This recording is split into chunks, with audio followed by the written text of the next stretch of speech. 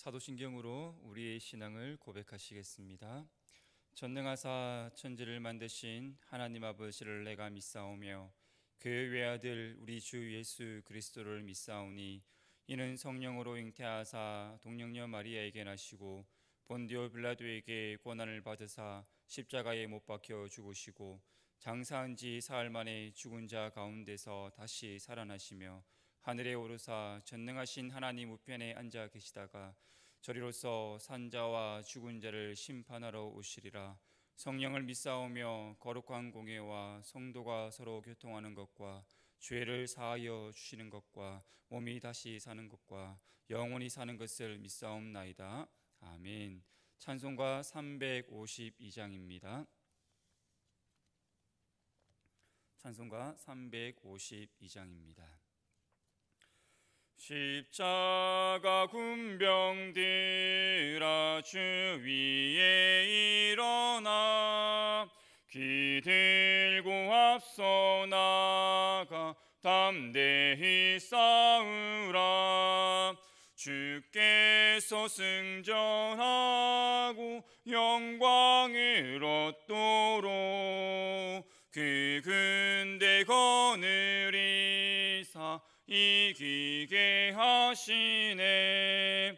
십자가 군병들아 주 위에 일어나 그 나팔 소리 듣고 곧 나가 싸우라. 수 없는 원수 앞에 주 따라갈 때에 주 예수 힘을 주사 강하게 하시네.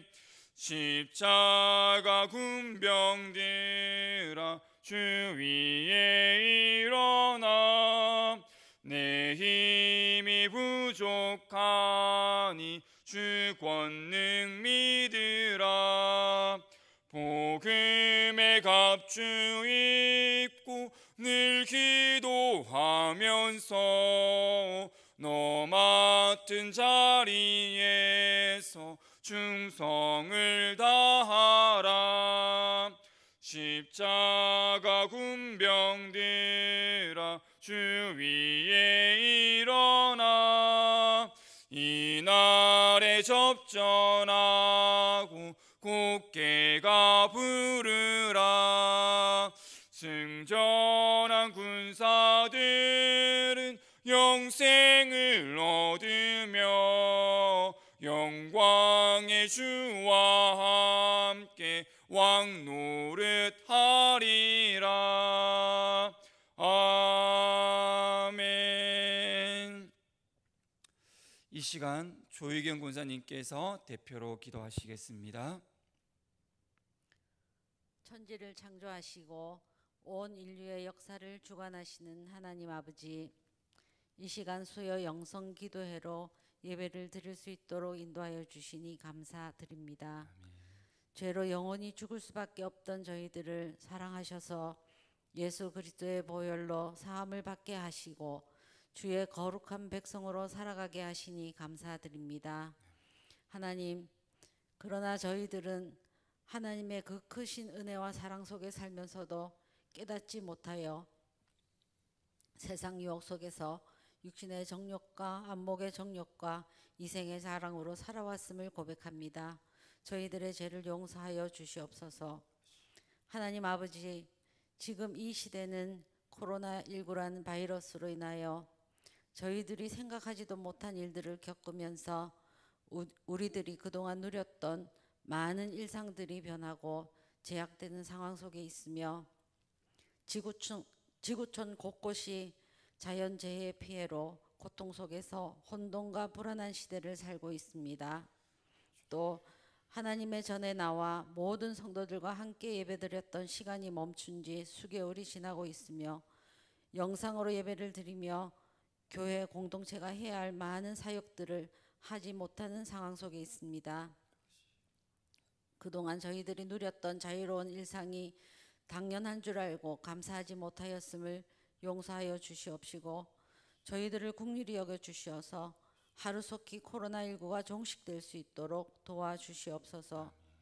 하나님 아버지, 저희들이 이 사건들을 통하여 하나님의 선하시고 기뻐하시고 온전하신 뜻이 무엇인지를 분별하게 하셔서 변하지 않는 하나님의 말씀에 의지하여 주님이 주시는 영적 지혜로 우리의 신앙이 흔들리지 않고 오직 주만 바라보고 살아가는 대청의 모든 권속들이 되게 하여 주시옵소서.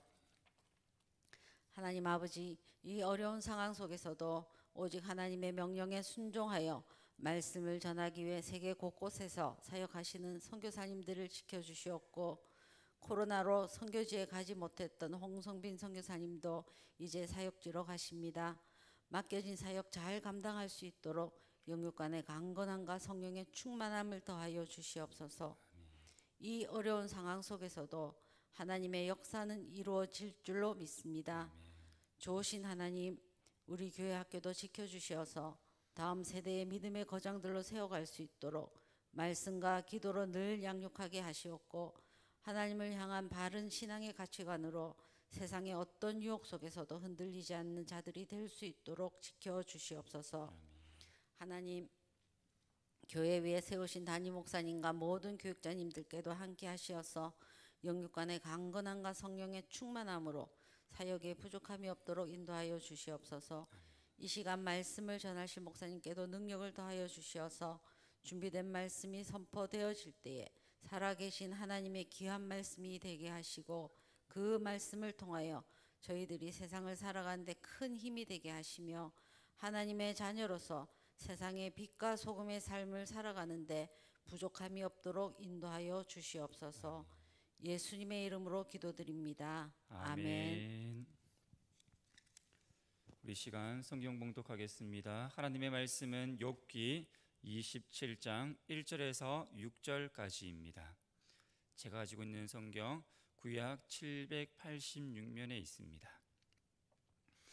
제가 봉독해 드리겠습니다. 욥이 또 풍자하여 이르되, 나의 정당함을 물리치신 하나님, 나의 영혼을 괴롭게 하신 전능자의 사심을 두고 맹세하노니, 나의 호흡이 아직 내 속에 완전히 있고 하나님의 숨결이 아직도 내 코에 있느니라. 결코 내 입술이 불의를 말하지 아니하며 내 혀가 거짓을 말하지 아니하리라. 나는 결코 너희를 옳다 하지 아니하겠고 내가 죽기 전에는 나의 온전함을 버리지 아니할 것이라. 내가 내 공의를 굳게 잡고 놓지 아니하리니 내 마음이 나의 생애를 비우지 아니하리라. 아멘.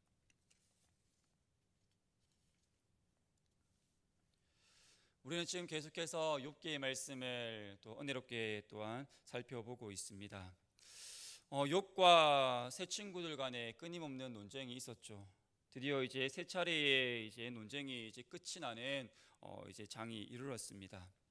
그런데 이러한 논쟁과 변론의 이러한 장면들을 보면서 우리는 무엇을 지금 느끼고 있습니까?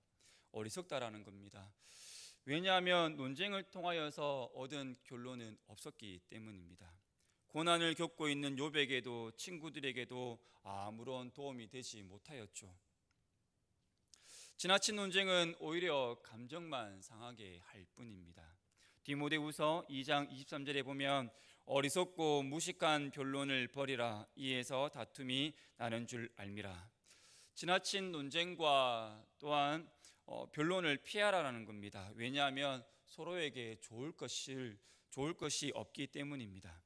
욥의 친구들이 욥과 논쟁을 벌인 이유는 자기 고집, 지식, 연륜이라는 틀에 갇혀 있었기 때문입니다.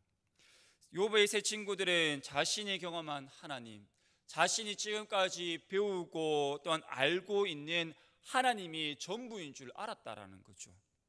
틀에 갇힌 신앙이었다라는 겁니다.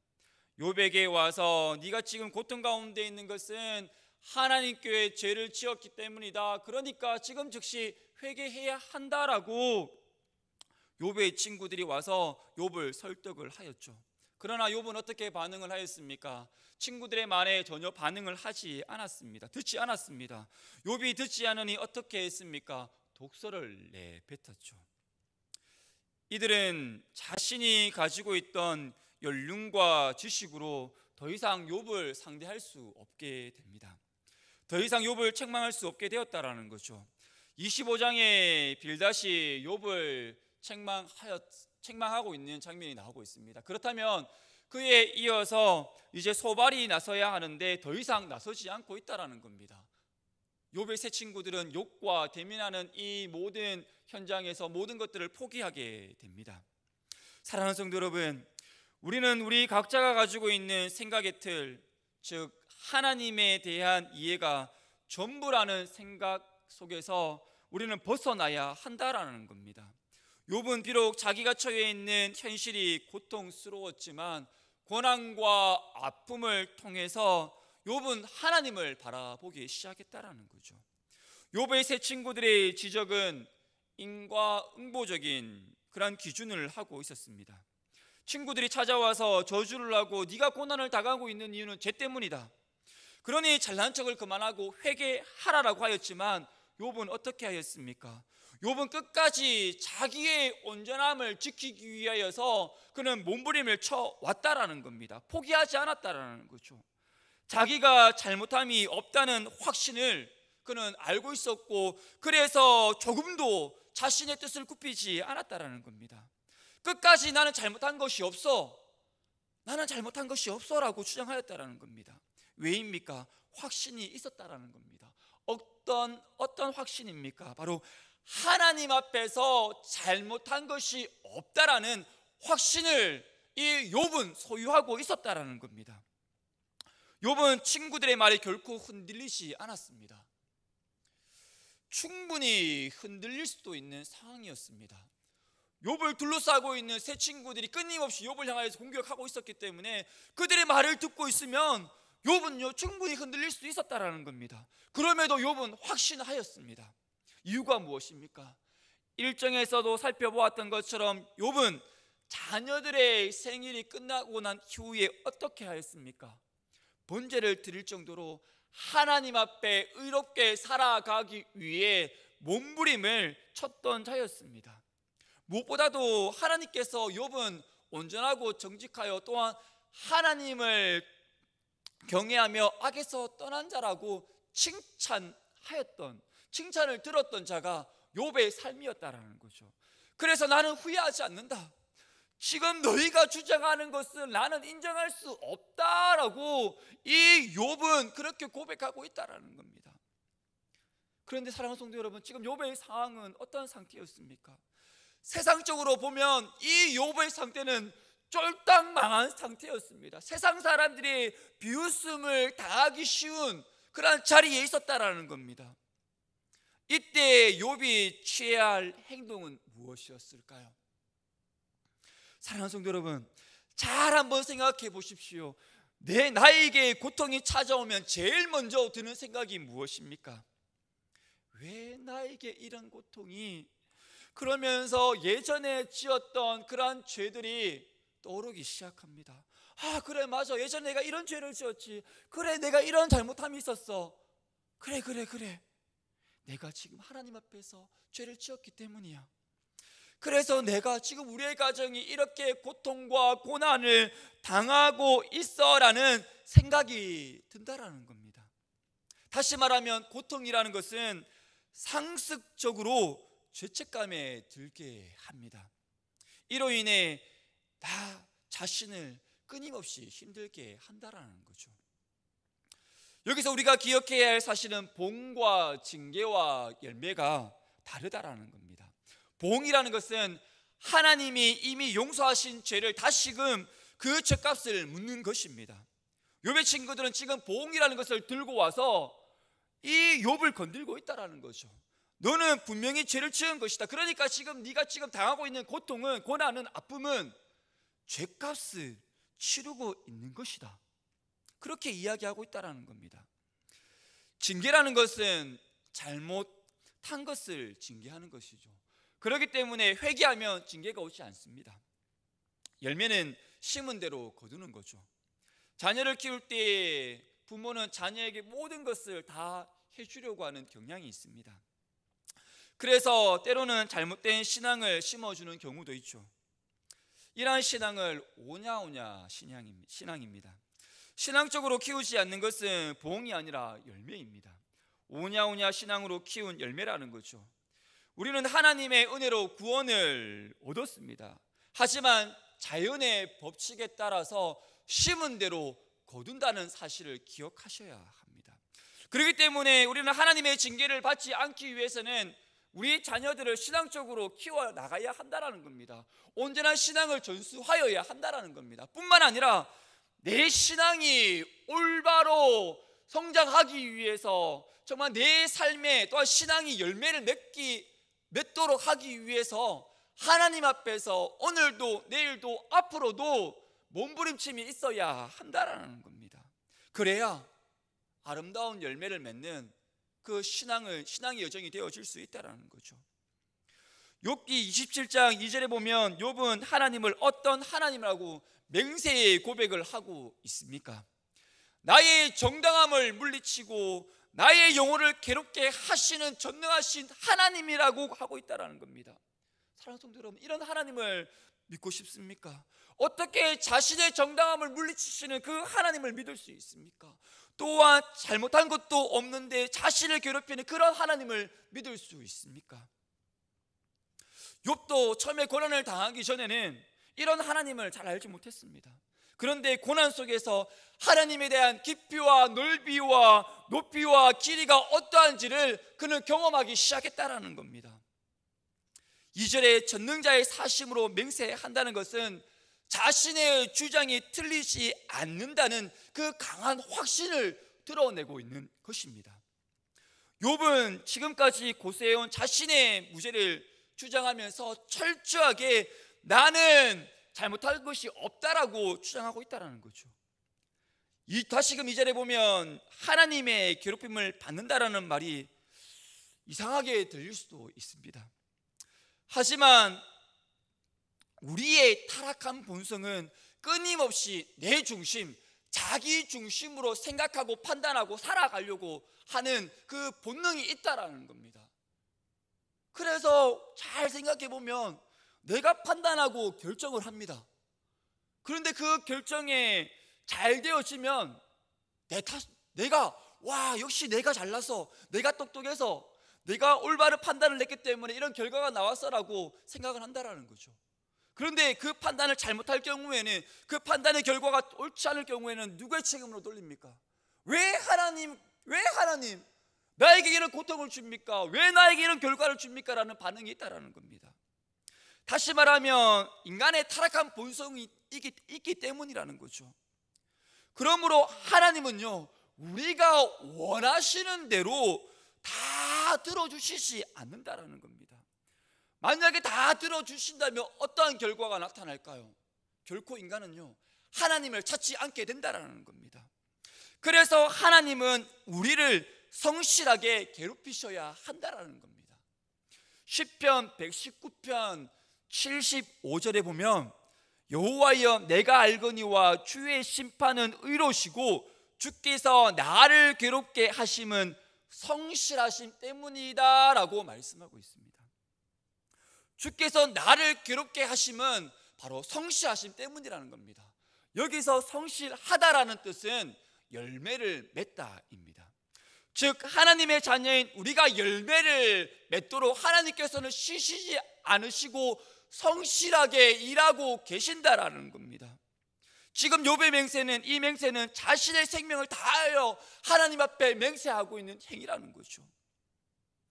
하나님의 모든 행사는 선하고 궁극적으로 우리에게 유익을 주기 위한 목적이 있다는 것을 믿으셔야 합니다. 우리는 이 세상을 살아가면서 우리의 행위와 무관하게 사건과 사고 또한 질병과 여러 가지 많은 고난을 당할 때가 있습니다. 갑작스럽게 전혀 예상하지 못한 그 고난이 찾아올 수도 있다는 거죠. 그때마다 하나님을 원망하며 하나님이 살아계시는지 의심하기도 합니다. 그러나 하나님은 우리를 연단하여 궁극적으로 우리에게 유익을 주기 위해 경륜에서 비롯된 것이라는 사실을 우리는 기억해야 합니다. 하나님께서 이스라엘 백성을 애굽 땅에서 이끌어내실 때 즉시 가나안 땅에 이렇게 하시지 않으셨죠. 쉬운 길보다 어려운 길로 걸어가게 하셨습니다. 또한 가나안 정복을 위해서 땀과 피를 흘리게 하셨죠. 왜 그렇게 하셨을까요? 이는 그들이 이러한 과정을 통하여서 새롭게 변하고 성숙한 참 하나님의 백성이 되기를 하나님은 원하셨던 것입니다. 신명기 8장 2절에 보면 모세는 이에 대하여 너희 내 하나님 여호와께서 이 40년 동안 내게 광야의 길을 걷게 하신 것을 기억하라. 이는 너를 낮추시며 너를 시험하사 내 마음이 어떠한지 그 명령을 지키는지 지키지 않는지를 알려 하심이라.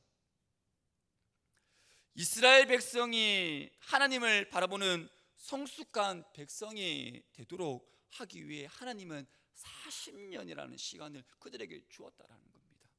또한 이스라엘 백성들에게는 40년이라는 시간이 필요했다라는 거죠. 사랑하는 성도 여러분, 여러분은 지금 어떠한 신앙을 소유하고 있습니까? 오히려 가지고 있던 신앙조차도 잃어버리고 광야에서 죽음을 맞이해야 했던 출애굽 1세대처럼 실패한 인생을 살아가고 있지는 않습니까?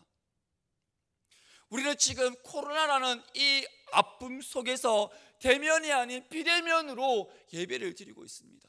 우리는 이러한 상황 속에서, 이러한 시대 속에서 알곡과 가라지는 분명히 갈라지게 될 것입니다. 그러기에 우리는 우리의 삶의 현장에서 신앙을 잃지 않도록 우리는 끊임없이 몸부림을 쳐야 한다라는 겁니다. 아침에 일어나서 눈을 감을 때까지 하나님과 호흡하며 하나님과 함께 동행하는 삶을 살아가는 우리의 삶이 되어져야 한다라는 겁니다. 그렇지 않으면 우리는 결국에 가라지로 버려지는 존재가 되어질 것입니다.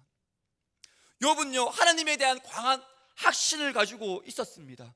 그러하기에 친구들이 끊임없이 욥을 향해서 그 내뱉는 그 독설 가운데서도 견디며 인내할 수 있었던 것입니다. 그렇다면 여러분은 하나님에 대한 강한 확신을 가지고 있습니까? 욥은 친구들과의 논쟁 가운데서 자신은 고백할 만한 죄를 지은 일이 없다라고 하였죠. 그러면서 4절에 보면 결코 내 입술이 불의를 말하지 아니하며 내 혀가 거짓을 말하지 아니하라고 말하고 있습니다. 이 말은 지금까지 욥 자신이 했던 말이 결코 거짓이 아니었다라는 거죠. 그리고 너희가 무슨 말로 나를 공격한다 할지라도 결백하다라는 주장을 꺾을 의지가 없다라고 선언하는 것입니다. 만일 욥이 그들의 친구의 요구대로 자신이 죄인됨을 인정했다라면 욥은 친구들에 의해서 독설을 들을 이유가 없었습니다. 고난을 당할 이유가 없었다라는 거죠. 그러나 그는 단호하게도 그 친구와의 그 타협을 거부하였습니다. 내 숨이 남아있는 한 결코 내 입술이 불의를 말하지 않고 내 혀가 거짓을 말하지 않겠다라는 겁니다. 욥은 자신이 죽기 전에는 자신의 온전함을 버리지 않겠다라는 거죠. 너희가 아무리 나를 정죄한다 할지라도 나는 나를 정죄하지 않겠다라는 겁니다. 세상의 눈으로 보기에는 참으로 저주받은 욥입니다. 그러나 욥은 죽을지언정 자기 주장을 철회하지 않겠다라고 맹세하고 있습니다. 욥을 향해 아무리 공격하여도 나는 나를 책망할 것이 없다라고 그는 주장을 하였죠. 이유가 무엇입니까? 욥은 친구들의 말과 그 시선에 의식하지 않았습니다. 그는 오직 살아계신 그 만군의 여호와 하나님을 바라보며 그 모든 상황을 의탁하였다라는 거죠. 사랑하는 성도 여러분, 다른 사람들의 말에 흔들리는 이유가 무엇입니까? 강한 확신, 믿음이 없기 때문입니다. 확고한 믿음이 없기 때문에 흔들린다라는 겁니다. 확고한 믿음이 있다면 세상 사람들이 뭐라고 한다 할지라도 흔들리지 않는다라는 거죠. 왜입니까? 하나님께서 나를 붙잡고 계시기 때문입니다. 그러기에 내 삶을 주님께 맡겨야 합니다. 욥기 27장 6절에 보면 내가 내 공의를 굳게 잡고 놓지 아니하리니 내 마음이 나의 생애를 비우지 아니하리라고 욥은 맹세합니다. 나에게 일어난 일이 헛되거나 거짓되거나 옥시 부리는 것이 아니다. 나는 지금 하나님의 일하심을 내가 친히 겪고 있다라고 욥은 지금 맹세하고 있다라는 겁니다. 하나님이 욥을 고난으로 이끄시는 것은 하나님의 성실하심 때문입니다. 하나님은 창조와 구원과 심판에 있어서 하나님의 뜻을 이루시기 위해 어떠한 타협도 없으신 분이십니다. 이것이 바로 하나님의 무서움입니다. 잘잘못의 무서움이 아니라 하나님의 뜻을 이루시는 무서움이라는 겁니다. 우리는 욥의 삶을 통해 하나님께서 나를 고통스럽게 하는 것은 죽음으로 끝내시지 않는 하나님의 신실하신 때문이라는 사실을 우리는 기억해야 합니다. 1, 2장에서도 말씀하고 있는 것처럼 욥이 복을 받았기 때문에 하나님을 섬기는 것이 아니라는 거죠. 하나님은 그 사실을 알고 있었기 때문에 사탄에게 모든 고난을 주었습니다. 시험해봐라. 이 욥이 정말 복을 받아서 그러는 건지 그렇지 않는 건지 시험해보라고 하였죠. 사랑하는 성도 여러분, 지금 서 있는 이 자리, 이 상황은 하나님이 창조의 능력으로 일하시는 현실입니다. 하나님이 우리를 지으시고 어떻게 하나 보자 하는 것이 바로 창조가 아닙니다. 지금 우리는 하나님과 거래하는 것이 아니라는 거죠. 시편 139편 13절 말씀에 보면 주께서 내 내장을 지으시며 나의 모태에서 나를 만드셨다라는 말씀처럼 우리는 주께서 나의 내장을 지으신 존재입니다. 그러기에 실패할 수 없는 인생이라는 거죠. 그러기에 하나님을 향한 강한 확신, 믿음이 중요합니다. 믿음을 가진다라는 것은 절망할 수 없다라는 뜻입니다. 그 절망까지도 하나님의 성실하심입니다. 그것이 욥 아닙니까? 하나님이 그만큼 성실한 분이 아니었다면 욥은 죽음을 당했을 겁니다. 그런데 아니었다라는 거죠. 하나님은 모든 것의 주인이십니다. 이것을 잊으시면 안 됩니다. 성도는 순풍이 불든지 풍랑이 일든지 생명이신 주께로 가까이 가게 됩니다. 그렇기 때문에 세상에서 시험을 당할 때에 왜 나에게 이러한 고통이, 고난이, 아픔이라는 그러한 의문을 가지셔서는 안 된다라는 겁니다. 때로는 나에게 낯선 하나님으로 다가올 때가 있습니다. 진짜 하나님은 살아계십니까? 라고 생각할 수도 있다라는 거죠. 그렇지만 성도는 그 어떠한 순간에도 하나님을 바라보아야 합니다. 왜냐하면 우리의 삶이 순풍이 불든지 풍랑이 일든지 우리는 생명이신 주님께로 가까이 가야 하기 때문입니다. 사랑하는 성도 여러분, 출애굽한 이스라엘 백성들이 그 홍해에 이르렀을 때에 그들은 위기에 닥치게 됩니다. 바로의 군대가 맹추격해 오고 있었죠. 지금 이스라엘 백성들은 홍해라는 너무 넓고 깊은 그 바다 앞에서 꼼짝없이 갇혔고 또한 그의 모든 상황들은 절망적이었습니다. 그러나 하나님에게는 어려운 일이 아니었죠. 하나님은 홍해를 갈라 자신의 자녀들을 건너가게 합니다. 그 후에 애굽의 군대를 수장시키셨죠. 무슨 말입니까? 하나님이 나와 함께하면 걱정할 필요가 없다라는 겁니다. 그러기에 하나님이 승리를 주신다는 강한 확신이 필요하다라는 겁니다. 그러한 것을 가지고 살아가야 한다라는 겁니다. 영적인 안경을 쓰고 세상을 바라보십시오. 우리는 승리하는 삶을 살아갈 수밖에 없다라는 겁니다. 그런데 끊임없이 내 속에 찾아오는 절망과 고난과 쓰라린 그 아픔이 찾아오는 그 이유가 무엇인지 아십니까? 영적인 안경이 아니라 세상의 안경을 쓰고 세상을 바라보기 때문에 끊임없이 좌절과 실패를 경험하게 된다는 겁니다. 그렇기 때문에 우리는 영적인 안경을 쓰고 주님을 바라보고 세상을 바라보아야 한다는 겁니다. 열왕기하 6장에 보면 아람은 군대를 보내어 엘리사를 잡아오게 합니다.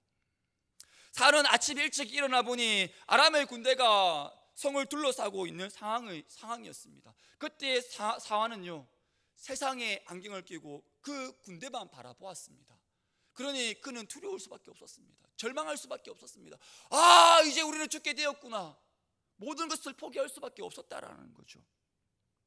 그러나 영적인 눈이 열려 있었던 엘리사는 사한이 보지 못하는, 즉 불말과 불병거로 무장한 여호와의 군대를 보게 되었죠. 무슨 말입니까? 영적 안경을 쓰고 주님을 바라보면 됩니다. 그러면 불안할 이유가 전혀 없다라는 겁니다. 왜냐? 주님께서 승리케 하여 주시기 때문이라는 거죠.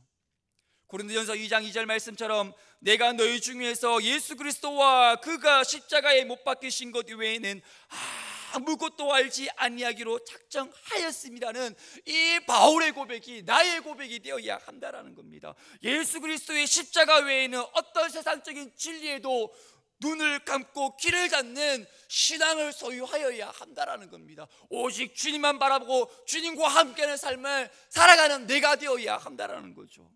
사랑하는 성도 여러분, 우리에게 있어서 정말 중요한 것은 강한 확신, 강한 믿음이라는 겁니다. 하나님에 대한 강한 확신이 있는 사람은 어디를 가도 무너지지 않습니다. 쓰러지지 않습니다. 누가 나를 향하여서 협박을 하고 유혹을 하고 나를 넘어뜨리기 위해서 아무리 공격해 온다 할지라도 하나님에 대한 믿음, 강한 확신이 있는 사람은요, 그 어떤 경우에도 길을 잃고 헤매지 않게 된다라는 겁니다. 왜입니까? 하나님께서 나를 꼭 붙들어 주시기 때문이라는 겁니다. 그리고 난 이후에 하나님께서는요, 나를 품에 안아 주시기 때문에 우리는 승리하는 삶을 살아갈 수 있게 되어진다라는 거죠. 마지막으로 CCM 찬양 중에 하늘을 타어도라는 찬양이 있습니다. 이 가사를 보면 이렇습니다. 하늘에 닿아도 주님밖에 없고 땅 위에 놓여도 주님밖에 없네. 인생을 걸을 때 주를 따라가고 내 삶이 닿을 때 주님 곁에 있네. 우리 모두 이러한 강한 확신을 가지고 오늘 하루도 내일도 주님 품에 안기는 그 순간까지 살아가는 우리의 삶이 되어지기를 주님의 이름으로 축복합니다. 아멘. 기도하겠습니다. 하나님, 우리가 이 땅 가운데 살아가는 동안 영적인 믿음의 안경을 쓰고 주님만 바라보게 하시고 그 어떠한 경우에도 주님을 떠난 삶이 아니라 주님과 온전히 함께하는 삶이 되어 마침내 주님 품에 안기는 삶이 믿음의 삶을 살아갈 수 있는 우리의 삶이 되게 하여 주시옵소서. 우리의 생명 되신 예수님의 이름으로 기도드립니다. 아멘. 하늘에 계신 우리 아버지여, 이름이 거룩히 여김을 받으시오며 나라가 임하시오며 뜻이 하늘에서 이루어진 것 같이 땅에서도 이루어지이다. 오늘 우리에게 이러한 양식을 주시옵고 우리가 우리에게 죄 지은 자를 사하여 준 것 같이 우리 죄를 사하여 주시옵고 우리를 시험에 들게 하지 마시옵고 다만 악에서 구하시옵소서. 나라와 권세와 영광이 아버지께 영원히 있사옵나이다. 아멘. 이 시간 우리 함께 기도할 때 말씀을 생각하시면서 함께 기도했으면 좋겠습니다. 하나님에 대한 강한 확신이 있는 사람은 결코 길을 잃고 헤매지 않습니다. 그러하기에 그 어떠한 순간에도 주님을 의지하는 삶, 주님과 함께하는 삶을 살아가는 내가 되게 하시며 이 코로나라는 이 바이러스 가운데서도 신앙을 잃지 않도록 알곡이 되어 주님 품에 안길 수 있도록 우리가 이 시간 이러한 기도 제목 가지고 함께 기도하신 후에 자신의 기도 제목으로 기도하며 나가겠습니다. 기도하시겠습니다.